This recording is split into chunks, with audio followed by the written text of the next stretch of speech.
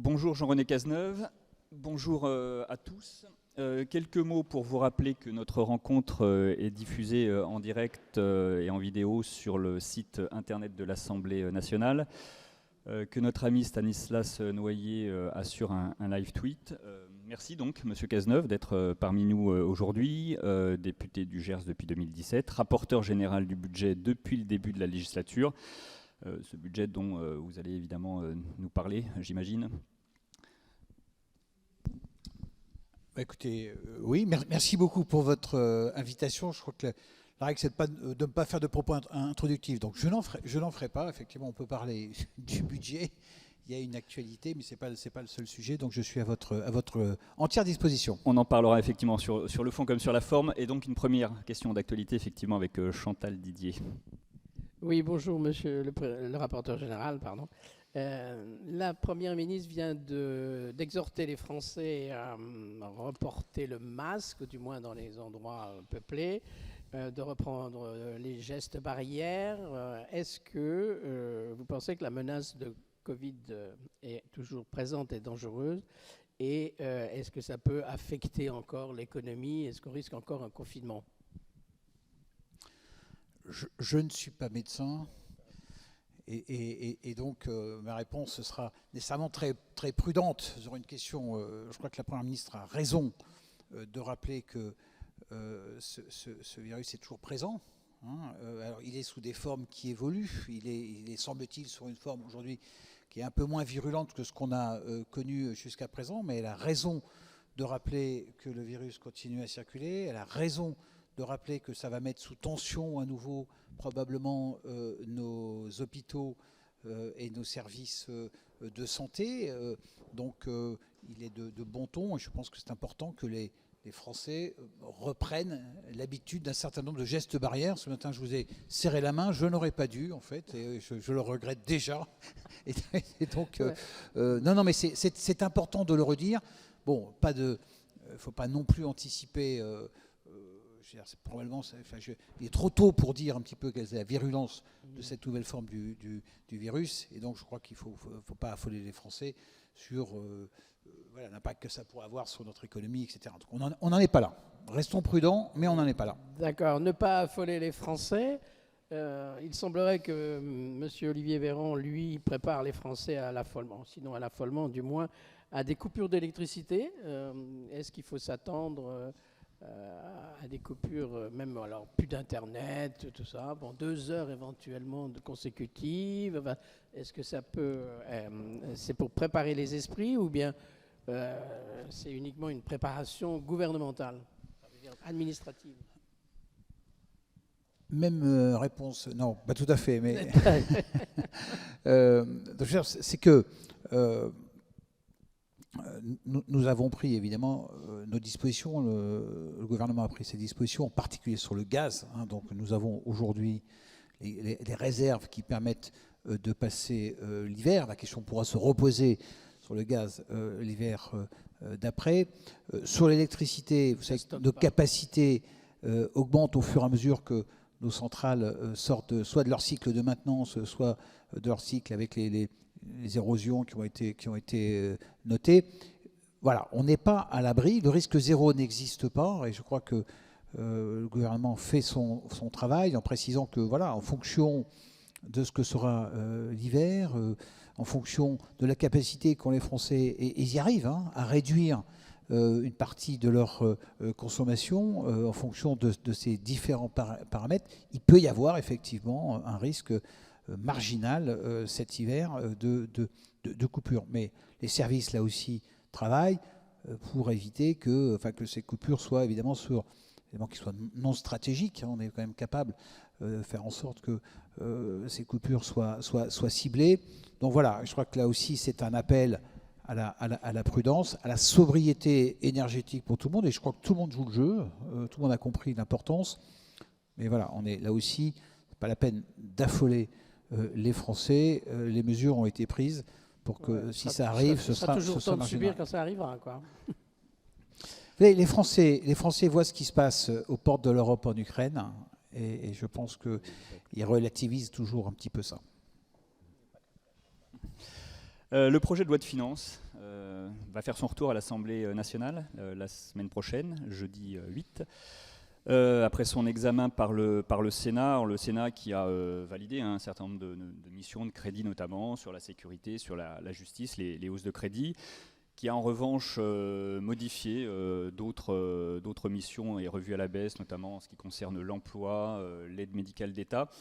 Quelle vision vous portez à ce stade sur le travail du Sénat concernant le projet de loi de finances? On imagine que la commission mixte paritaire qui se réunira ne sera pas conclusive sur ce texte-là, mais est-ce que néanmoins un certain nombre d'apports du Sénat vous semblent pouvoir être conservés dans la suite de la navette? Peut-être un point un peu global, nous aurons travaillé sur 4 textes financiers depuis le mois de juin, 2 projets de loi rectificatifs, la loi de programmation et le PLF 2023. Nous avons réussi, et je m'en réjouis, sur 2 de ces textes, à avoir des CMP conclusives et donc être capable d'associer majoritairement nos oppositions autour d'un texte de compromis. On pourrait y revenir si vous le souhaitez. Nous avons la loi de programmation des finances publiques avec une CMP qui aura lieu, la date n'est pas encore complètement déterminée, la semaine prochaine. J'espère, là aussi, qu'on sera capable de trouver un accord. Bon, sur le PLF, ça va être plus difficile, il ne faut pas se le cacher. La raison est toute simple, c'est que toutes les oppositions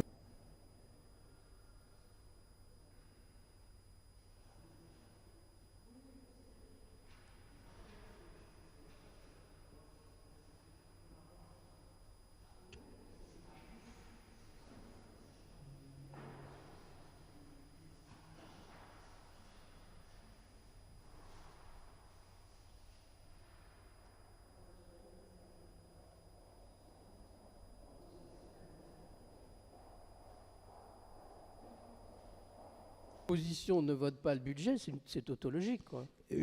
Exactement. Enfin, d'une certaine manière, je n'ai pas porté de jugement. Je n'ai pas dit que c'était absolument incroyable, les oppositions ne votent pas le budget. Je ne me serais pas permis, parce que vous avez raison, que ce soit dans une petite commune du Gers, au niveau du département, au niveau du conseil régional et aussi au niveau national, il est de tradition républicaine que les oppositions s'opposent au travers du budget. Donc ça n'est pas complètement illogique. Donc voilà, je constate simplement qu'elles restent dans cette logique-là, que je ne leur reproche pas. Voilà, je le comprends moins sur les autres textes, hein, mais donc voilà, d'où la raison pour laquelle on arrive effectivement à cette conclusion. Sur la méthode, néanmoins, effectivement, et sur cette procédure 49.3, motion de censure, etc., est-ce que vous avez une forme de regret de ne pas avoir pu débattre suffisamment de ce budget dans l'hémicycle, notamment sur ce qui concerne la partie dépenses, où finalement, à ce stade-là, le budget aura été davantage débattu au Sénat. Alors, et pour cause, hein, il n'y a pas de 49.3, puis la configuration est différente au Sénat. Mais est-ce que vous considérez, là encore, sans porter de jugement ni sur la méthode du gouvernement, ni sur la stratégie des oppositions, est-ce que vous regrettez de ne pas avoir pu aller suffisamment au fond des sujets sur tout un tas de thèmes qui concernent, là encore, l'emploi, sécurité, justice? On a eu d'abord en commission, puis en hémicycle, des débats quand même très longs. Hein. Je regardais les chiffres, 86 heures au total. C'est peu ou prou ce qu'on avait fait l'année dernière, 149.3. Donc le débat a eu lieu. Moi, je faisais partie de ceux qui pensent que le débat doit avoir lieu. Je trouve que les oppositions ont pu s'exprimer sur tous les sujets, presque de manière un peu trop systématique d'ailleurs. On peut se poser des questions sur l'articulation de ces différents textes, sur le fait que des mêmes amendements reviennent, quels que soient les textes financiers. On pourrait prendre quelques exemples. Donc moi je trouve que le débat ait lieu. Et je fais partie de ceux qui se sont battus pour que le débat ait lieu. Maintenant on a besoin d'un budget. Donc au bout d'un moment il faut hélas accélérer la fin des débats. Mais je trouve que les débats ont lieu et que les Français sont éclairés sur le fond de ces sujets. 86 heures, c'est quand même beaucoup. Alors, on n'a pas tout vu parce qu'il y a aussi... On a pratiquement un rythme... On a 2 fois plus d'amendements que sous le mandat précédent, qui était déjà un mandat pendant lequel on avait beaucoup d'amendements. Donc, il y a quand même une inflation d'amendements qui fait que voilà, on peut être frustré parce que les débats s'accélèrent en fin de texte, mais je veux dire, on a quand même on a beaucoup débattu. Hein.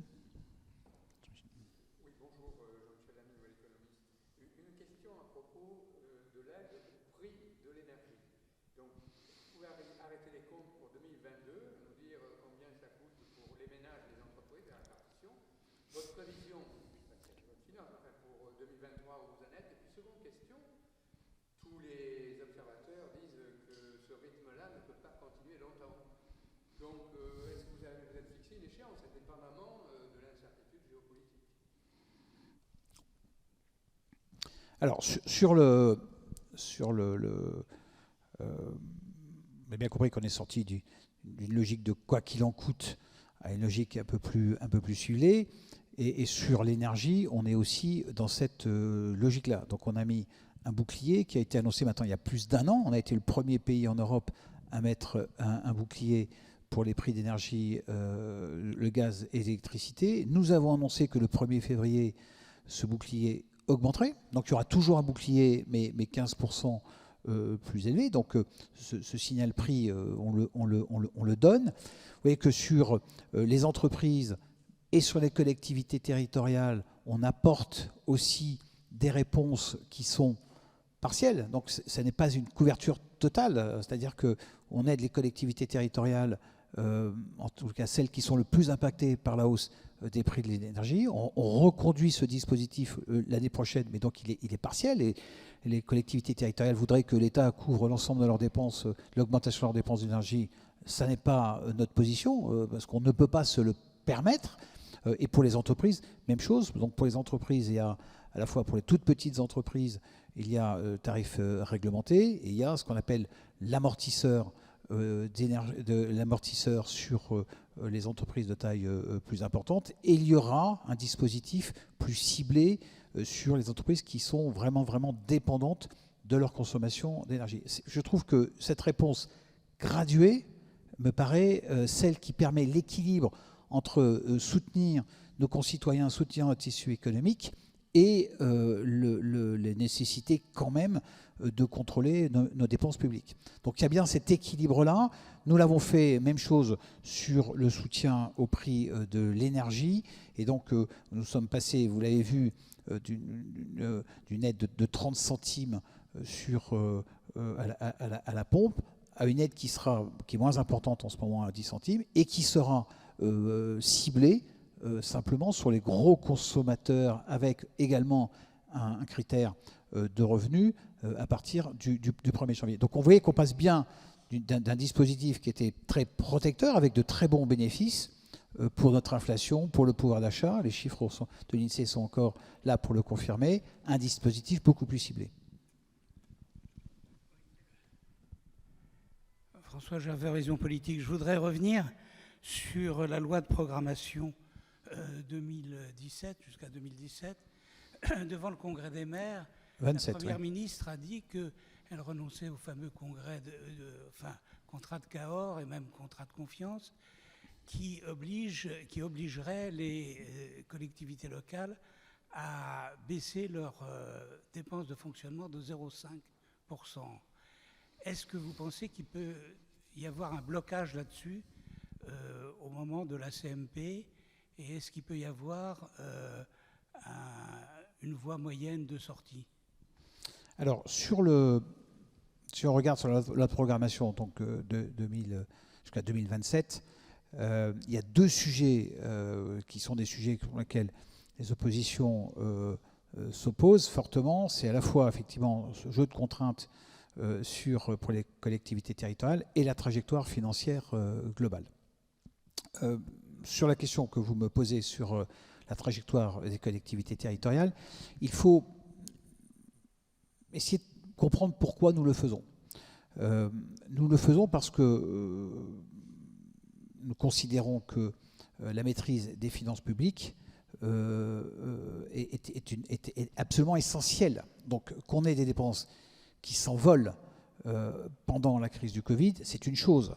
Qu'on ait aussi des dispositifs très coûteux pendant la crise énergétique, c'est une chose. Mais il ne faut pas oublier quand même cette maîtrise des finances publiques, parce qu'autrement, c'est la dette qui s'envole. C'est un poids de la dette sur les générations futures qui est trop important. Et puis un risque pour le coût de cette dette, pour la notation de la France, etc. etc. Donc il est important qu'on ait cette trajectoire de maîtrise publique.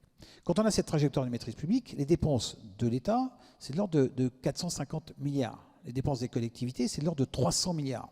Bon.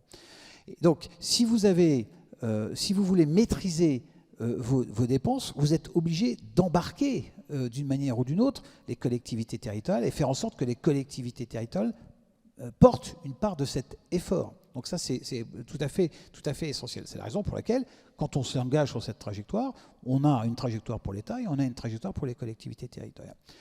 Ce qu'a annoncé la Première ministre, et je n'y suis pas opposé, donc c'est que lié à cette trajectoire, il y avait aussi des sanctions si ces trajectoires n'étaient pas atteintes. Globalement, je ne reviens pas sur le détail de l'article 23. Bon, donc on abandonnera ces contraintes pour les collectivités territoriales, mais leur engagement, si vous voulez, sur cette trajectoire est maintenu. Et je pense qu'elles sont assez d'accord d'ailleurs pour porter leur part de responsabilité, leur part de l'effort sur les 5 prochaines années. Et puis s'il y a une dérive importante par rapport à cette trajectoire, eh bien on en reparlera dans 1 an, dans 2 ans, on verra ce qu'on fait.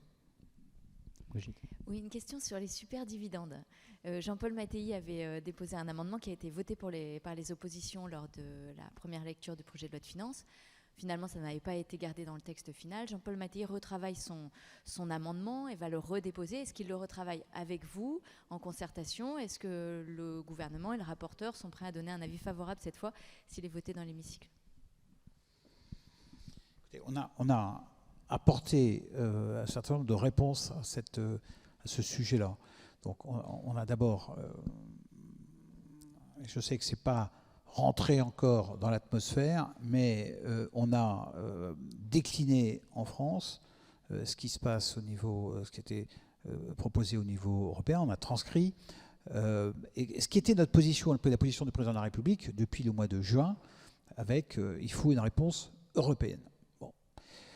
C'est ce qu'on a fait avec ces 2 niveaux de taxation ou de super contribution à la fois sur les énergéticiens et à la fois sur les producteurs d'hydrocarbures et les raffineurs en France. Donc elle est retranscrite et ça va apporter, alors c'est vrai que les chiffres sont toujours un peu fluctuants, mais ça va rapporter en fonction d'un certain nombre de paramètres entre 25 et 30 milliards en 2023, entre 25 et 30 milliards. Donc c'est absolument colossal et ça répond à cette idée que au-delà d'un certain prix, c'est quand même de la rente pour les producteurs d'énergie et il faut que nous prenions une partie très significative. En l'occurrence, c'est 90% de ce qu'il y a au-dessus de ce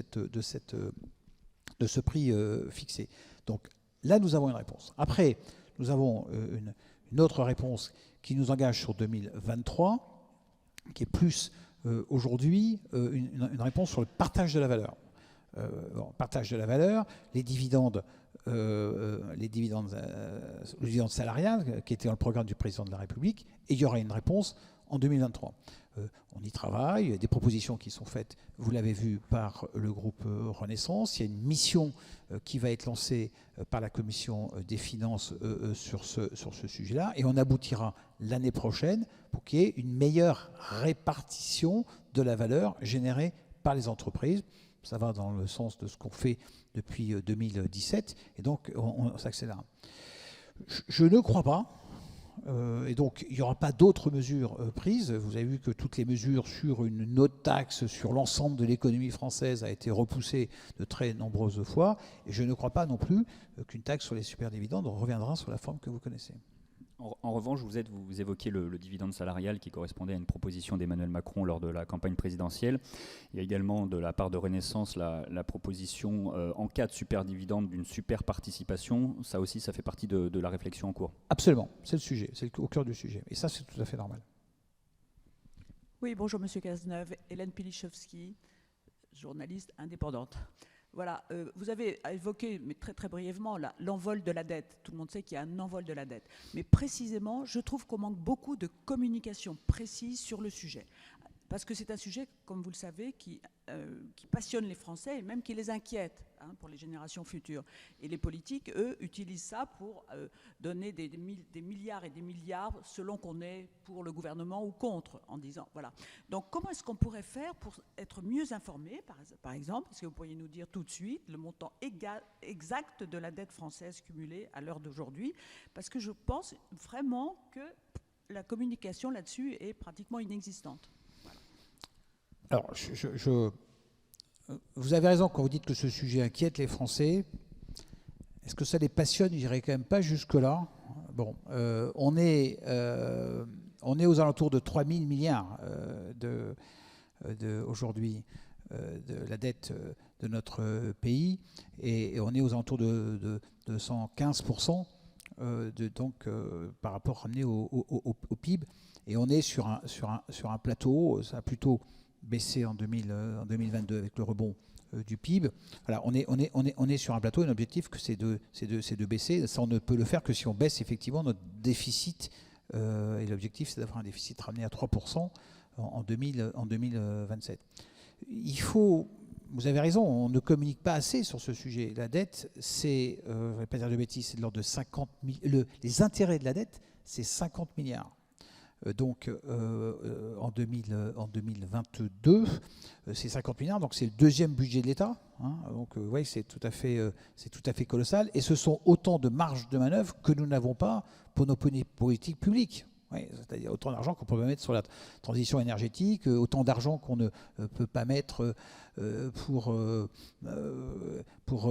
rénover nos hôpitaux. Donc voilà, le coût est très important. Et c'est vrai que ce sujet a été longtemps négligé pour deux raisons. D'abord, il y avait une partie de l'opposition qui disait mais non, c'est pas grave, la dette, c'est pas grave, il suffit d'en faire, on ne la remboursera jamais, etc., etc. Bon. Et puis surtout, les taux d'intérêt étaient très faibles, voire négatifs. Et donc, on a traversé une période un peu magique pendant quelques années où les taux étaient à zéro. Donc, si vous voulez, le poids de la dette, le poids des intérêts avait plutôt tendance à baisser. Et à chaque fois qu'on s'endettait, on s'endettait à 0%. Donc, vous voulez, on était peu impacté sur la partie intérêt. On voit maintenant qu'on est plutôt sur des taux qui sont aux alentours de 2,6%. 2,7%. Donc ça va peser directement. Alors heureusement, l'essentiel de notre dette est à taux fixe, donc ça ne joue qu'à la marge. Mais voilà, chaque année, on se réendette, en particulier pour payer les intérêts de la dette et notre déficit. Et donc on se réendette à des taux aujourd'hui pour une partie de la dette de la nouvelle dette à des taux qui sont entre 2,6 et 2,7. Donc ça coûte de l'argent. Jacques Hébert, indépendant. Il se passe quelque chose de nouveau à l'Assemblée nationale. Plusieurs de vos collègues se plaignent de trop travailler, qu'ils n'ont plus de vie de famille, ne peuvent plus faire marcher les machines à laver le linge, ainsi de suite. On lit tout ça. Et vous êtes proche du burn-out? Comment? Est-ce que je suis Vous êtes proche, vous, du burn-out? Je suis en pleine forme. Oui, c'est peut-être l'âge, mais écoutez, je suis à moitié d'accord avec ce que j'entends là-dessus, objectivement. Être député, c'est un privilège, c'est un honneur, et je veux dire, et c'est normal que nous ne comptions pas nos heures. Maintenant, j'ai pas le sentiment non plus, je suis pas certain qu'on travaille beaucoup plus qu'avant. Alors, je vous ai dit tout à l'heure, il y a beaucoup d'amendements, beaucoup de textes, etc. etc. Donc, voilà, j'avoue que je prends toujours un peu de recul par rapport à ce que j'entends par rapport à ça. Bon, après, qu'on soit, c'est peut-être un peu plus générationnel, mais c'est vrai au Parlement, et vous l'avez dans les entreprises, vous l'avez un peu partout, qu'il y a cette volonté que je comprends et que je respecte, peut-être de mieux équilibrer entre sa vie professionnelle, sa vie personnelle. Je peux parfaitement l'entendre, et je crois que l'Assemblée nationale peut mieux s'organiser. Et si derrière votre question, est-ce qu'on peut mieux s'organiser?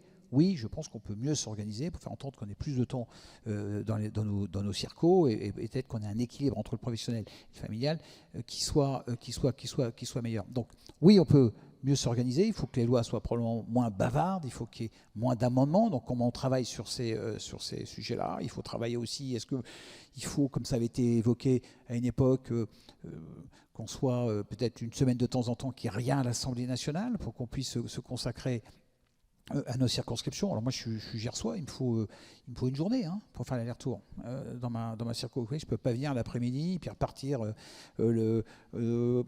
au milieu d'après-midi pour une réunion dans ma circo, etc. Et je ne vous parle même pas des députés ultramarins, bien évidemment. Donc, c'est la moindre des choses qu'on travaille, c'est la moindre des choses qu'on soit engagé et qu'on ne compte pas nos heures. Maintenant, est-ce que l'Assemblée nationale peut mieux s'organiser? Probablement. Et on y travaille. C'est un chantier ouvert par la présidente de l'Assemblée nationale. Oui, au-delà du rythme de travail, effectivement, il y a la question de l'organisation. Ce qui change en fait par rapport à la législature précédente, c'est pas tellement le temps de travail en tant que tel sans doute, mais le fait que sans majorité absolue, il faut davantage, dans la majorité, d'ailleurs dans l'opposition, puisque chaque vote peut se jouer à quelques voix près, être présent à Paris, dans l'hémicycle, etc. De ce point de vue-là, il y a des pistes effectivement qui sont envisagées. Est-ce qu'il faudrait, par exemple, élargir ce qu'on appelle la délégation de vote? Est-ce que certains jours, vous évoquiez alors une semaine, toutes les 3 semaines peut-être en circonscription, certains évoquent aussi la possibilité que l'Assemblée ne siège pas le vendredi, il y a des solutions techniques à trouver? Oui, je pense qu'il y a effectivement, il faut trouver un certain nombre de garde-fous et des solutions techniques. Toutes celles que vous avez évoquées sont sur la table. Il faut aussi les horaires, est-ce qu'on peut accepter, parce qu'il y a un sujet de qualité, je pense que nous sommes tous attachés quand même à la qualité du travail parlementaire. Et quand un certain nombre de députés disent à 3 heures du matin, je suis moins efficace, ils n'ont pas complètement tort. Donc on peut imaginer qu'à 3 heures du matin, on soit quand même un peu moins efficace. On peut aussi imaginer et constater que c'est dans les soirées, que le niveau sonore augmente dans l'hémicycle. Et je veux dire, ça n'est bon pour personne, ça n'est pas bon pour le débat, et ça n'est pas bon pour l'image que donne l'Assemblée nationale. Donc, vous voyez, ça aussi, ça pose un certain nombre de questions. Donc, oui, il faut travailler sur toutes ces pistes pour que le travail se fasse le plus sereinement possible. Mais vous savez que quand on rentre en circo, on a aussi des contraintes qui font qu'on a des engagements. Moi, je suis dans un pays gastronomique, si vous voulez, donc j'ai le samedi la fête de l'Armagnac, et puis j'ai le vendredi la fête du foie gras, etc. Donc, mais nous sommes très occupés. Je reviens à ma question du début sur le budget, avant le retour du texte à l'Assemblée nationale la semaine prochaine. Est-ce qu'un certain nombre de modifications votées par le Sénat vous semblent pouvoir être conservées ou faire l'objet de discussions au moins? Ou est-ce qu'un budget, c'est un équilibre général et donc il n'y a pas beaucoup d'évolution à attendre par rapport à ce qui a été adopté en première lecture à l'Assemblée nationale? Alors, l'examen du texte au Sénat n'est pas terminé. Ils sont encore en train de le faire. Donc, je suis moi-même en train de regarder tous les amendements. Je trouve qu'il y a, je sais pas, il y a une sorte de dérive quand même que je constate au Sénat. Je ne sais pas si c'est par mimétisme avec l'Assemblée nationale, mais là aussi, ils ont un nombre d'amendements qui a tendance à croître. Et donc, il y a quand même, je vois tous les amendements qui ont été posés au Sénat. C'est un sujet d'équilibre, un budget. Et la somme de bons amendements ne fait pas nécessairement un bon budget. Je sais que c'est un peu contre-intuitif, si vous voulez, mais on a un équilibre. Quand je vous dis qu'on est l'année prochaine à moins 5% de déficit, on ne peut pas dépasser ça. Et on le fait encore sur des projections qui sont des projections raisonnables, mais plutôt optimistes, en tous les cas volontaristes, on va le dire comme ça, que ce soit sur notre croissance, que ce soit sur l'inflation, que ce soit sur le prix de l'énergie. Donc on est dans un contexte je crois qu'on a rarement fait probablement un budget dans un contexte avec des incertitudes aussi fortes. Il faut le reconnaître. Donc si vous voulez, quand vous êtes dans un contexte d'incertitude aussi forte, vous ne pouvez pas prendre de risques trop importants. Et donc je pense que cette limite de 5% où on est aujourd'hui, on ne peut pas la dépasser. Quand vous regardez les amendements du Sénat, dans la grande majorité, je constate, mais bon, à nouveau sous le soleil, que ce sont des dépenses supplémentaires, des réductions d'impôts supplémentaires ou des dépenses supplémentaires. Donc on va regarder ça, mais c'est un sujet d'équilibre. s'il y a des amendements, effectivement, je pense que il y a des amendements qui sont intéressants, enfin, on les prendra, bien évidemment. On reste ouvert, comme on l'a été sur le PLFR avec le Sénat. On a pris un nombre significatif d'amendements, donc je veux dire, on est très ouvert là aussi. Ce compromis, c'est quand même très, très, très important. Le rôle du rapporteur général, d'une certaine manière, si je peux me permettre d'en parler, a un peu évolué avec cette nouvelle donne. On est plus aujourd'hui, on est un peu moins sur le rapport du budget tel qu'il a été défini que dans sa phase, que dans son rôle de négociateur. Et donc moi, je pense que le rapporteur général, aujourd'hui, doit avoir un rôle de négociateur qui est probablement plus développé qu'il n'était dans les mandats précédents, du fait de cette majorité relative, un rôle de négociation avec le gouvernement et un rôle de négociation avec les oppositions. J'étais complètement honnête, je vous dirais aussi avec sa majorité. Mais voilà, je veux dire, voilà, ce rôle de négociation pour sentir quelles sont les priorités de notre Parlement, quels sont les bons équilibres, je pense qu'il est aujourd'hui devenu central. Et donc, dans cette logique-là, je regarde avec la plus grande attention ce que fait le Sénat. Sur le budget à l'Assemblée, vous constituez une sorte de binôme, on pourrait presque dire, avec le président de la Commission des Finances, Éric Coquerel, de la France Insoumise. Ça a fonctionné correctement, vous avez pu travailler correctement sur ce budget d'un point de vue technique, politique. Quelle appréciation vous porteriez sur cette configuration assez inédite ?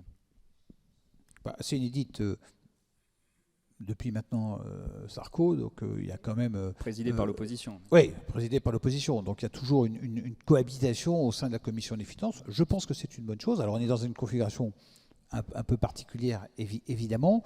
Écoutez, c'est à vous de le dire, mais moi, de bonnes relations avec le président de la Commission des Finances. On travaille en bonne intelligence. Je pense qu'il fait fonctionner la Commission des Finances de manière tout à fait satisfaisante. Donc voilà, moi, je crois qu'il n'y a pas de problème particulier.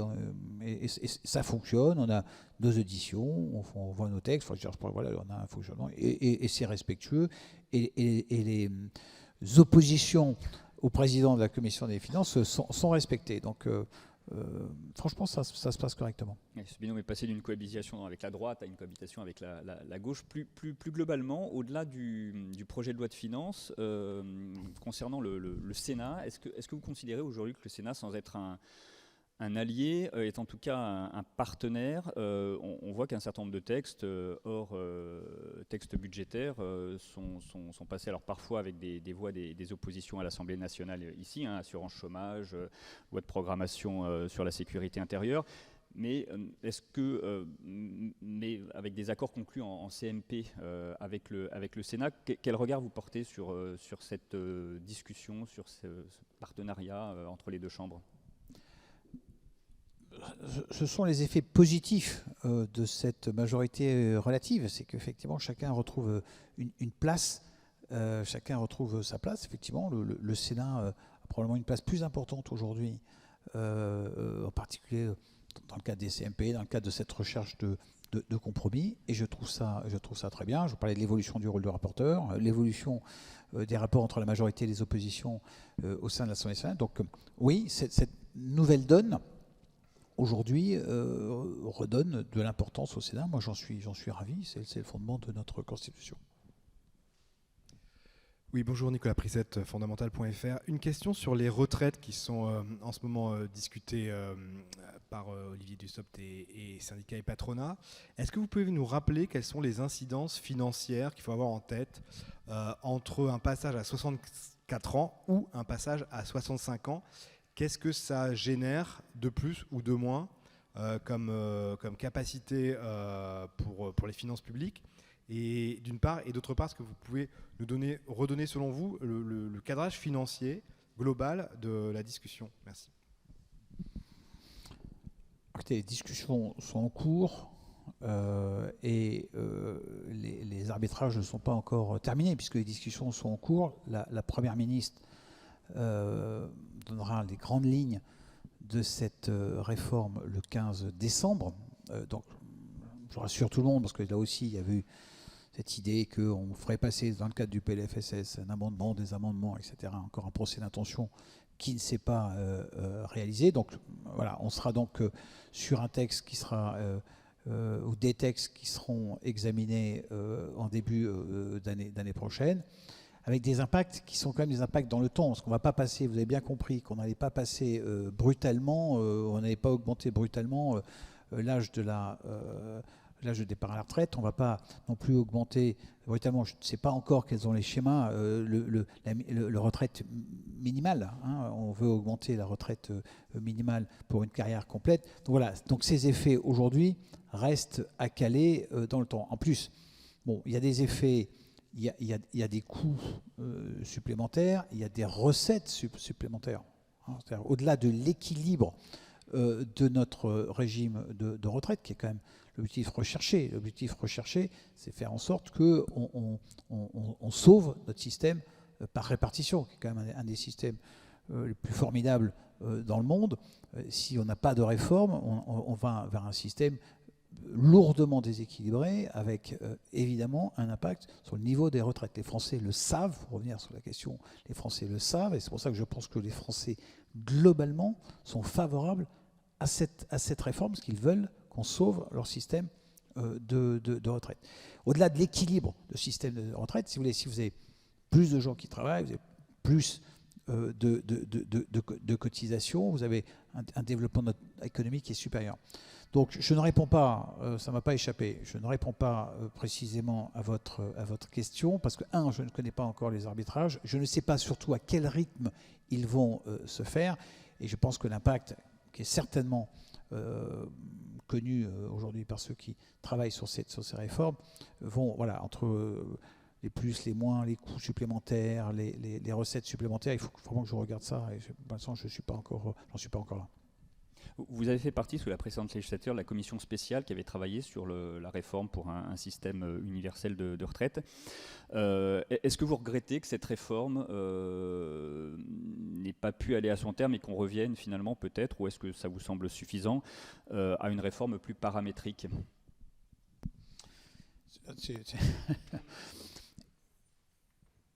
Il y a un certain nombre de députés, un nombre important de députés qui sont assez nostalgiques de la réforme initiale, avec effectivement ce système universel. Et j'en fais partie. Et je trouve que c'était une très belle réforme. Maintenant, elle était, il faut le reconnaître, elle était trop systémique, trop importante, et elle a été probablement incomprise, et probablement elle courait après trop de lièvres, si vous me permettez l'expression. Et donc je pense que revenir à quelque chose qui est quand même une vraie réforme des retraites, hein, bon, mais qui n'est pas nécessairement l'ambition et la complexité de ce qui était apporté par l'autre, ça me paraît tout à fait raisonnable dans le contexte actuel. Donc c'est une réforme ambitieuse qui va permettre à la fois d'équilibrer le système de retraite, qui va permettre plus de justice dans la prise en compte des carrières longues, de la pénibilité et des petites retraites. Donc voilà, donc c'est une réforme nécessaire, ambitieuse, et je pense que c'est bien de faire ça. Après, on verra ce que feront les autres après, mais je pense que c'est une belle réforme, et même si je trouve que la réforme initiale était probablement encore plus ambitieuse, nous avons parfaitement raison de faire ça par étapes. Il faut réformer, y compris les régimes spéciaux, toujours ? Oui, mais ils vont probablement se faire ce qu'on appelle ça la clause du grand-père, c'est-à-dire ils vont se faire au fur et à mesure que les gens vont être embauchés dans un régime qui ne sera pas un régime d'exception. Et donc ça, je pense que c'est la manière la plus douce probablement de le faire, la plus respectueuse de le faire, la plus compréhensible pour tout le monde. Donc voilà. Pour rester dans des considérations budgétaires, est-ce que cette réforme, d'une certaine façon, ne va pas, excusez-moi l'expression, refiler le mistigris du déficit à l'assurance chômage, puisqu'en fait, les seniors ne trouvent pas vraiment de travail. Enfin, il ne suffit pas de traverser la rue pour trouver du travail quand on a passé 55 ans. Donc, est-ce que ces gens vont se retrouver au chômage s'ils ne peuvent pas prendre leur retraite à l'heure actuelle, à l'âge actuel? Non, franchement, là je suis catégorique pour avoir beaucoup travaillé dans les entreprises et savoir un petit peu comment ça se passe.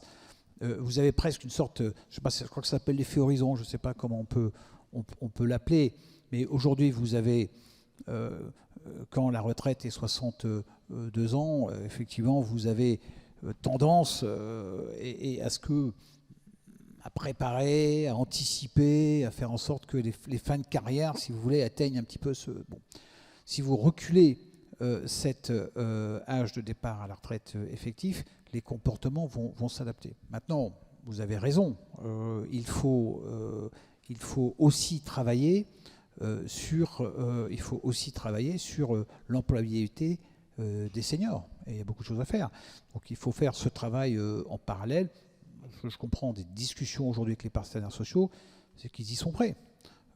On est passé maintenant à une époque, avant on avait un seul métier dans sa vie, un seul employeur dans sa vie, ça date un peu, mais bon, voilà, nos carrières professionnelles étaient monolithiques. Bon, maintenant on a bien compris qu'elles étaient plurielles. Et donc il faut s'adapter. Voilà, on ne peut certainement pas porter des charges lourdes jusqu'à un âge trop important. D'ailleurs, c'est la raison pour laquelle il y aura ces critères de pénibilité qui feront que ces gens-là partiront à la retraite plus tôt. Mais on peut enseigner, on peut faire passer son savoir-faire à partir d'un certain âge. Donc voilà, je crois que l'entreprise doit s'adapter à ça, les entreprises, mais aussi l'administration. Mais donc il faut faire en sorte que effectivement on maintienne et on adapte.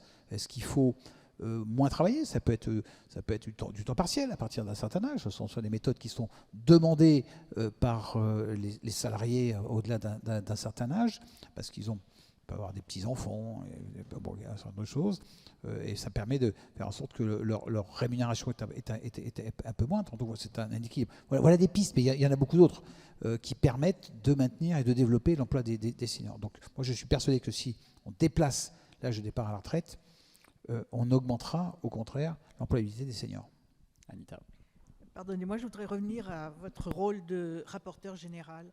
En fait, vous êtes en train de nous expliquer que vous tenez le rôle du ministre du Budget. Non, pas du tout. Non, trop de respect pour Gabriel Attal, qui fait ce travail aussi. Voilà. Oui, mais je veux dire, on le fait en bonne intelligence. Je pense qu'il est très respectueux du Parlement.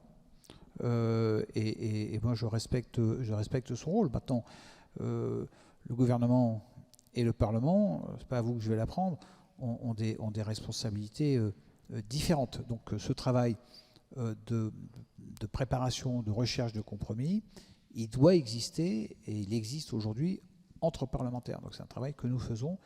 Et je ne suis pas le seul à le faire, il peut aussi se faire entre les groupes politiques. Voilà, je ne revendique pas de monopole sur le sujet, je dis simplement c'est que le rôle de rapporteur général aujourd'hui s'est déplacé vers un rôle de négociateur, entre autres, mais vers ce rôle de négociateur. Et c'est très bien comme ça nous oblige à être plus intelligents collectivement. Oui, bonjour, Adrien Canon, l'AFP. Par un amendement au budget, je crois que les sénateurs ont voulu reparler du recours au cabinet de conseil. Sur le sujet, Bruno Le Maire a lui-même dit qu'il y avait eu des abus. Est-ce que vous pensez-vous qu'il y a eu des abus? Est-ce que ce genre d'amendement a sa place dans le budget? Dans le budget, certainement pas. Plusieurs remarques par rapport à ça. Bon, l'utilisation des cabinets de conseil a toujours eu lieu et est complètement généralisée dans tous les pays. Dans toutes les administrations et dans toutes les entreprises. Bon, donc j'ai envie de dire, rien de nouveau sur le soleil, sur le fait que les cabinets de conseil sont très présents dans le tissu économique et en soutien aux administrations et aux collectivités territoriales, d'ailleurs de manière très importante.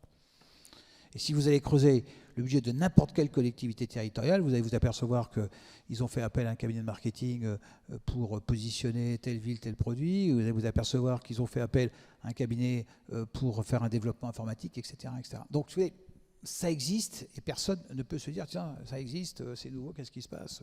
Bon. Après, il y a eu une augmentation des budgets de l'État sur les cabinets de conseil sous le mandat précédent, correspondant à une crise très spécifique. Et on sait que les cabinets de conseil sont en particulier utilisés pendant les périodes de crise. La période de crise, vous devez prendre des décisions extrêmement rapidement, les décliner de manière très rapidement.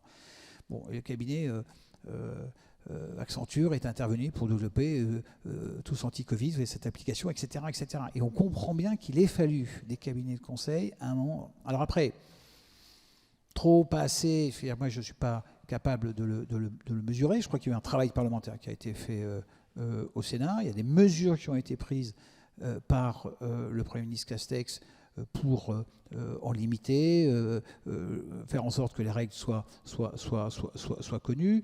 Il y a une grande transparence aussi. Il ne faut pas imaginer qu'il n'y ait pas de transparence par rapport à ça. Parce que tous ces cabinets conseils répondent à des appels d'offres qui sont publics, avec des déploiements qui sont publics, qui sont faits par des fonctionnaires. Voilà. Après, est-ce qu'il faut réduire leur poids ? Probablement. Probablement. Est-ce qu'il faut peut-être encore plus de transparence ? Probablement. Il n'y a jamais assez de transparence en la matière. Je crois que c'est le sens des décisions qui ont été prises par notre majorité. Oui, tout à l'heure, vous avez évoqué la prise de parole de la Première ministre pour la réforme des retraites. Vous avez dit un ou plusieurs textes. Est-ce que vous pouvez être plus précis ? Est-ce que la réforme peut se développer, non pas sur un seul texte, mais sur plusieurs ? Écoutez, volontairement, je ne peux pas être plus précis. Je vous ai dit ce que je comprenais. Franchement, le véhicule, je ne dis pas qu'il est anecdotique et secondaire. C'est vrai que pour notre travail parlementaire, ça va finir par être important. Mais ce qui est important, c'est le projet que nous portons.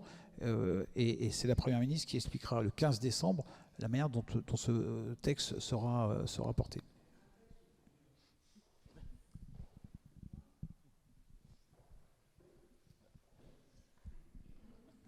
Ou, vous connaissez la richesse du mot ou. Mais franchement, c'est un détail. Oui, enfin, je veux dire.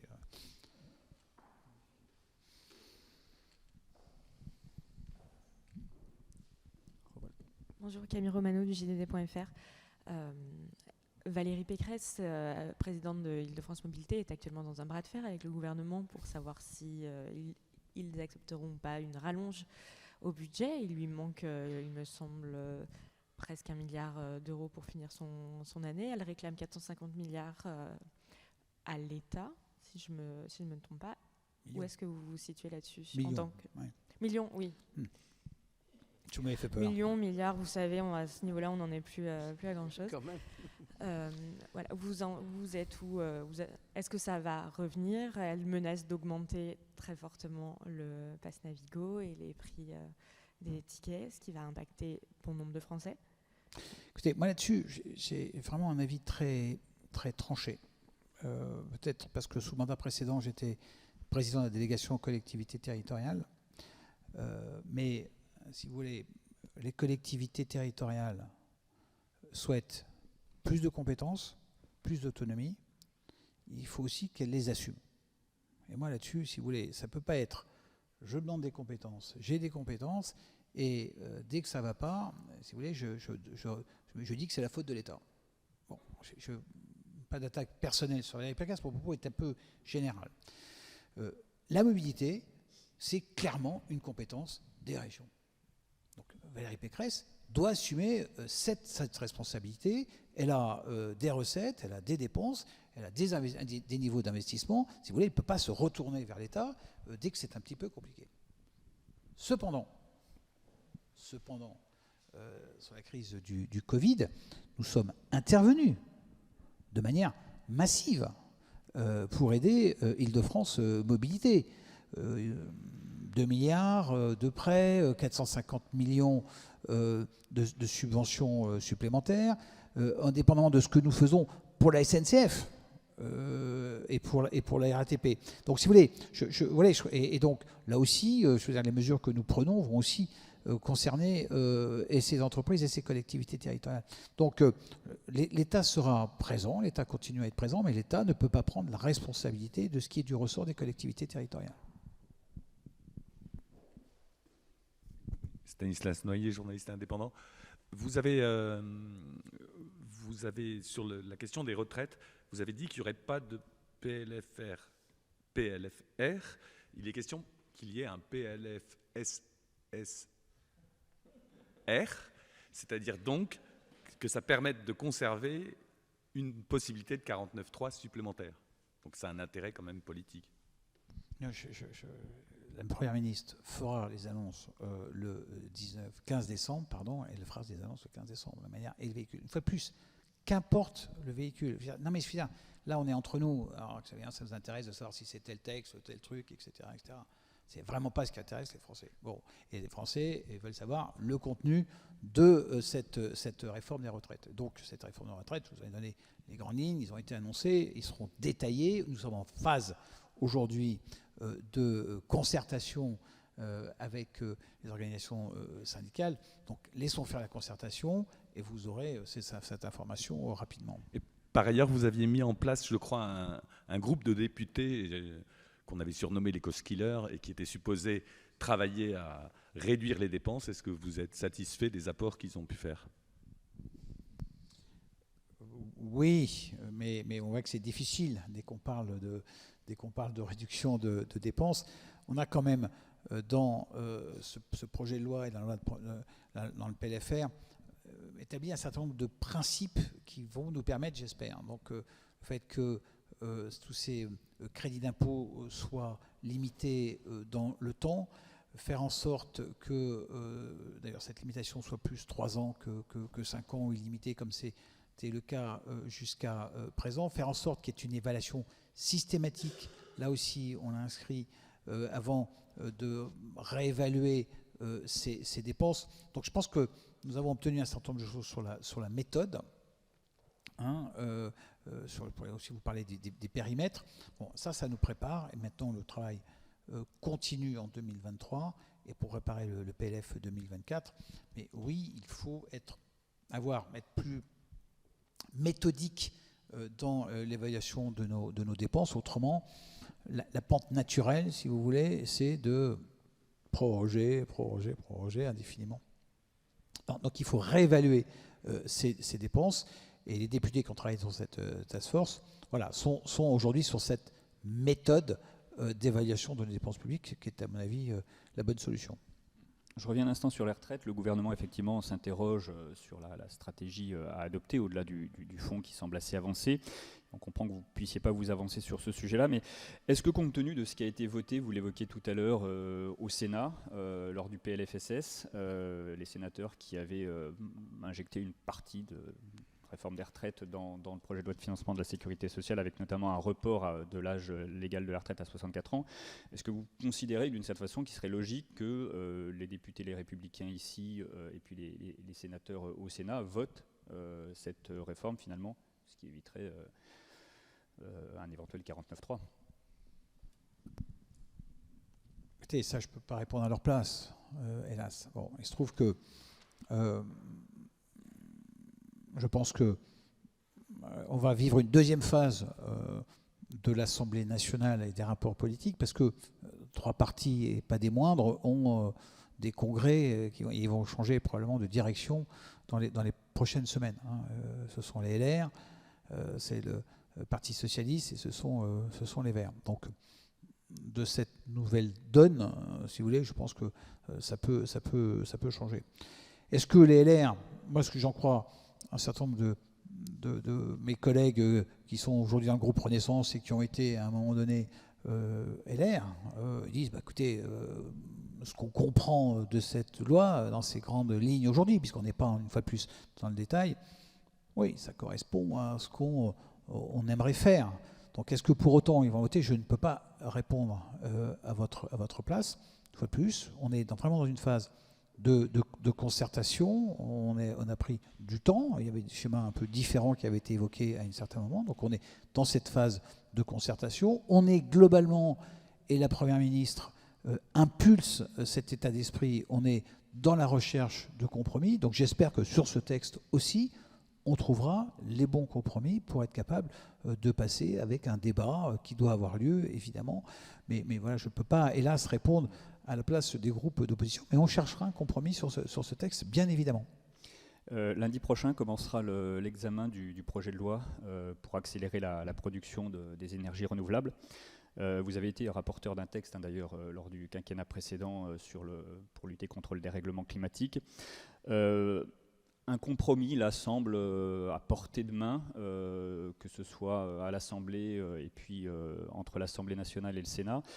Est-ce que le compromis, finalement, le plus difficile à trouver sur ce texte-là, ce ne sera pas un compromis entre la volonté de l'État de produire davantage d'énergie renouvelable, on sait que la France est en retard en la matière, avec les élus locaux, les collectivités locales. Quel est le point d'atterrissage le point d'équilibre qui peut être trouvé sur le sujet ? Je trouve que ça, c'est une question passionnante. Et si vous permettez, je vais parler 1 minute du Gers ou 30 secondes du Gers, mais il y a des projets dans le Gers de petites centrales photovoltaïques. On n'est pas dans le désert d'Arabie Saoudite, mais petite surface. Des projets de méthanisation qui sont souvent portés par des agriculteurs. Et pourtant, dès que vous avez un projet, vous avez des opposants. C'est un truc, je vous dis, qui est assez stupéfiant et ça marche à tous les coups. Et souvent, ces opposants, d'ailleurs, sont politiquement très proches de ceux qui nous reprochent au niveau national de ne pas aller assez vite sur les énergies renouvelables. Donc là, il y a vraiment un paradoxe. Et quelque chose qui ne va pas, parce qu'on est tous conscients de la nécessité d'accélérer ces projets, de faciliter ces projets, et c'est le sens de cette loi. Donc moi, je la soutiens. J'espère qu'il y aura une très large majorité. On ne peut pas être contre ça. C'est absolument irresponsable aujourd'hui d'être contre une loi qui a pour objectif d'augmenter notre indépendance énergétique et d'aider et nous permettre d'atteindre nos objectifs en matière d'émissions de gaz à effet de serre. Donc franchement, je ne comprendrai pas et j'espère qu'on trouvera sur ce texte un compromis. Et on voit qu'il y a et vous avez raison, il y a toujours des réticences locales. Parce que voisinage, parce que inconvénient. Donc on peut comprendre, mais dès que vous avez un camion qui passe avec des déchets agricoles devant votre maison, vous considérez que c'est une nuisance. Et donc voilà, il faut, au travers de la concertation, de la transparence, du dialogue, et ce texte doit aussi porter ces valeurs-là, expliquer à nos concitoyens qu'il y a l'intérêt collectif prime. Et vous avez aussi fait allusion à la loi climat et résilience, dont j'étais le rapporteur général sous mandat précédent. Là aussi, je ne peux pas m'empêcher de sourire quand je vois ceux qui nous ont reproché qu'il n'y avait rien dans cette loi. Je ne sais pas si vous vous souvenez, on l'entend encore. Oh, c'est scandaleux, il n'y avait rien dans cette loi, vous n'avez rien fait, vous n'avez pas respecté les concitoyens, etc. Quand je vois aujourd'hui l'impact de 2 de ces mesures, donc il y a des centaines de mesures dans la loi climat qui sont le ZAN, zéro artificialisation nette. Et ce que ça implique aujourd'hui sur le terrain et la difficulté qu'on va avoir à le faire. Et les ZFE dans les métropoles, donc vous savez, on a les deux oppositions. On voit bien que ce texte, et je fermerai la parenthèse, porte des changements fondamentaux et que leur mise en œuvre révèle que le consensus, puisque c'est le sens de votre question, le consensus national n'existe pas encore et qu'il faut le construire. Il faut le construire par le débat parlementaire, il faut le construire par ce qu'on fait aujourd'hui vis-à-vis de l'opinion publique, les réunions que j'organise. Donc voilà, sur ce texte, j'arrive enfin à votre question et à votre réponse. J'espère qu'on va trouver des consensus. J'ai l'impression qu'on y travaille. On a trouvé un certain nombre de compromis au Sénat pour avoir une majorité au Sénat. Voilà, j'espère qu'on va arriver à trouver ces compromis. Une fois plus, on y travaille. Enfin, je crois qu'il y a de l'entente. J'espère que ce ne sera pas, et je m'arrêterai là-dessus, que ça ne sera pas